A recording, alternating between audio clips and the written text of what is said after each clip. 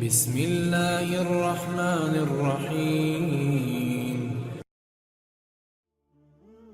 نبی کریم صلی اللہ علیہ وآلہ وسلم نے فرمایا، پل صراط جہنم کے بیچوں بیچ رکھا جائے گا اور میں اپنی امت کے ساتھ اس سے گزرنے والا سب سے پہلا رسول ہوں گا۔ اس روز سوائے انبیاء کے کوئی بھی بات نہ کر سکے گا، اور انبیاء بھی صرف یہ کہیں گے، اے اللہ مجھے محفوظ رکھیو، اے اللہ مجھے محفوظ رکھیو۔ اور جہنم میں سادان کے کانٹوں کی طرح انکس ہوں گے۔ سادان کے کانٹے تو تم نے دیکھے ہوں گے۔ صحابہ رضی اللہ عنہ نے عرض کیا، کہا ہاں۔ آپ صلی اللہ تعالی علیہ وآلہ وسلم نے فرمایا، تو وہ سادان کے کانٹوں کی طرح ہوں گے، البتہ ان کے طول و عرض کو سوائے اللہ تعالیٰ کے اور کوئی نہیں جانتا۔ یہ انکس لوگوں کو ان کے اعمال کے مطابق کھینچ لیں گے۔